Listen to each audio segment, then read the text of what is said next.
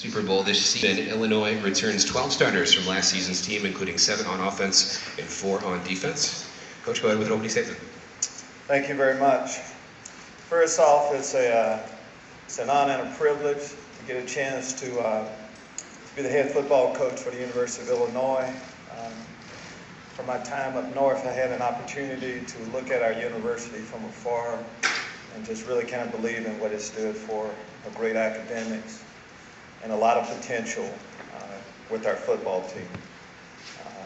The past 6 months, I've had an opportunity to, of course, to go across and spread our brand.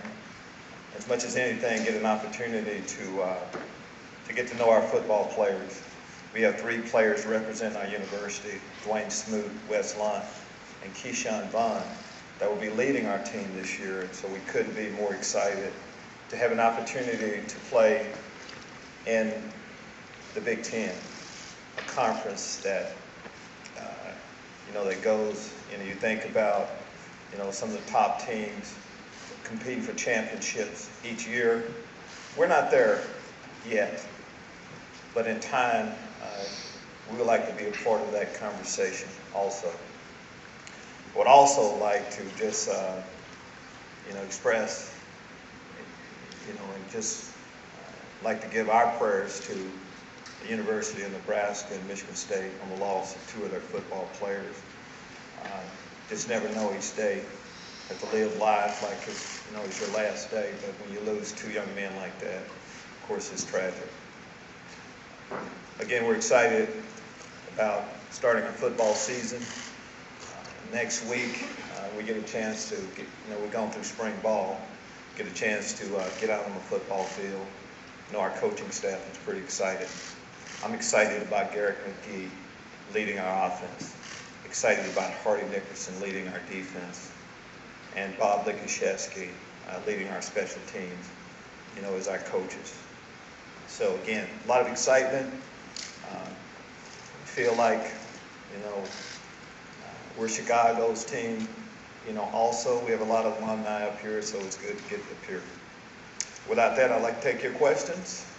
Please raise your hand. We'll get a microphone right over to you. Coach, we'll start with Shannon on our left.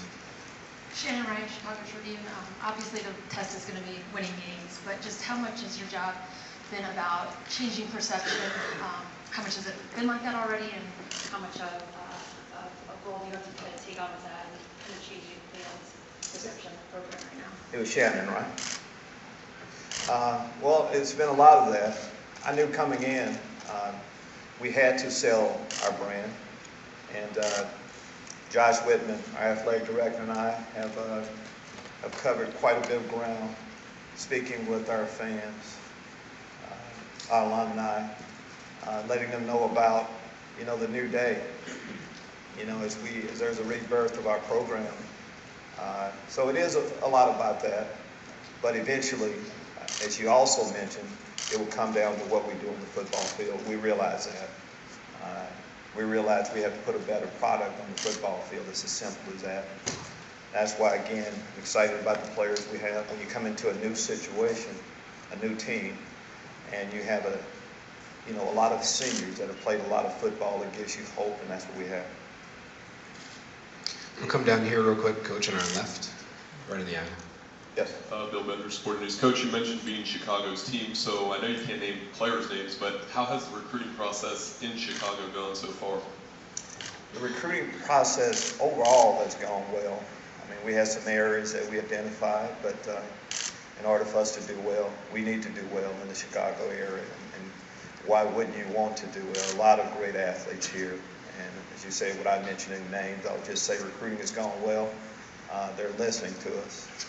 And that's all we want. Give us a chance. And not just the Chicago area, though, too. There's a triangle of, the St. Louis area, of course. In Indianapolis, there's a triangle. I'm from Texas. So we'll, of course, recruit that area. We have a lot of players on our team from the Florida area also. So recruiting is going well. And it's been a while since I've been in college ball. That has changed a little bit. It is, a 24/7 job. And we're embracing that. Coach, we'll come over here directly under the lights on our right. Hey, Lovie, Teddy Greenstein from Chicago Tribune. Yes. I've seen where Dwayne Smoot is ranked really high among college football players nationally. What's he like as a player and as a guy? He should be ranked high, Teddy, first. Everything you're looking for in a player. He's very coachable. First off, he has unbelievable talent. And as a defensive end, you want to know, can they rush the passer? He can rush the passer. No one works harder than him. Good leader. We haven't voted on captains yet. He, of course, will be one of our captains. And for nowadays too, you don't see a lot of players staying, 4 years. He had an opportunity to come out last year. He chose to come back. He loves his university that much. And I personally, we can't wait to coach him this year. Coach, we're going to go over to the far corner of the room. Jason Jorgensen from the Rural Radio Network. Coach, how receptive were the players to your message? You've got a lot of kids on that roster and squad that have heard a lot of voices and a lot of different messages. They've gone through a lot. How did they accept you? Full acceptance. From day one, from my initial meeting, they've embraced everything we've asked them to do. Message from them has been, Coach, tell us what we need to do. And as a coach, that's all you want. You want guys to buy in right away and give you a chance. We feel like we have a formula. We have a plan for winning football. We all have a history. And our players have embraced that on everything we've asked them to do, from spring ball to summer workouts. But it's about this next step, and we'll really see if they've embraced what we said then. Next question, Coach, is back under the lights on the right. Andy Seligman, AP. Lovie, what are the biggest differences you've seen between your current job and coming from the NFL? Well, I think it's easy to talk about recruiting. It's not a whole lot. There's a small free agency period in NFL, and this is, year around sport in itself in recruiting. That's been a change, but I knew that coming in. I knew we had a good product, so I knew we would be able to sell it. But and not just recruiting per se for the current class, but how soon recruiting starts. As far as recruiting an athlete, it's not about him going into his senior year. Of course, it's a lot earlier than that. But again, we've embraced it. It has been nonstop. But when you have a good product, you like talking about it. And again, now it's about developing we talk about developing the entire athlete, the man. And people are embracing that a little bit. So I can't say that I haven't enjoyed it. I really have. Coach, we'll come over to the left side of the room on the aisle. Hi, Dennis Stott, CBS Sports. Coach, you haven't coached in college in 22 years. In the interview with Josh, did that come up at all? Or is that, in your mind, mitigated by, obviously, NFL and Super Bowl and everything else? Before Josh called, he knew my background. And I just think, as you talk about coaching, whether it's the NFL, I'm not the only NFL coach that's coaching in college right now. Whether it's coaching junior high, high school, college, or the NFL, I haven't seen many differences from it. Guys want to be coached. You have a different degree of athlete at every level. And for us, even when I was in NFL, I considered myself a college coach. And I'm talking about stressing fundamentals, trying to develop, having a personal relationship with our players in NFL, just like we will in college. Josh knew that. And this is a plan in the direction that he wanted to go, and we've enjoyed every moment of it. Coach on our right here, right in the middle with her. Yes. Herb Gould, Chicago Sun-Times. Lovie, talk a little bit about recruiting and how it's changed since you were doing it last, and is it a different style as far as the players that you're talking to? Again, as a new coach, I probably can't answer that. I just know how we do it. Again, at every level. My last time around, I do remember my days back then, and you had to sell your program on how you would do things. And it's pretty simple, and that's how we're laying it out right now. We're laying it out that way. Nowadays, there's a lot more information you can get, you know.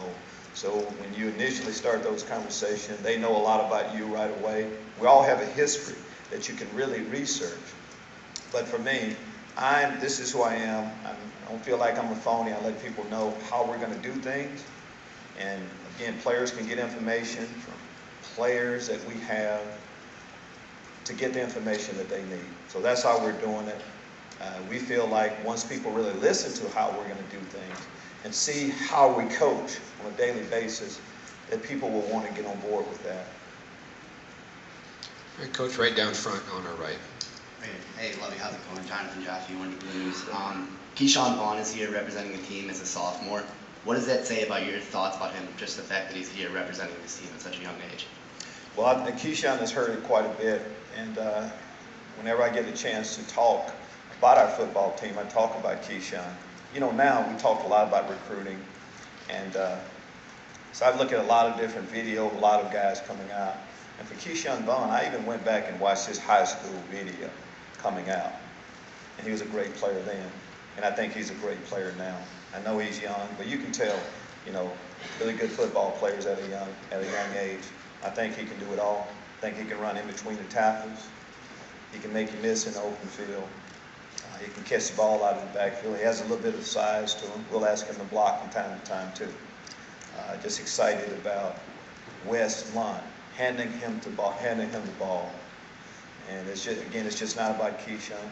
As I mentioned, as I looked at our program, we had a senior quarterback who makes great decisions. I'm talking about Wes Lund. That get you excited also.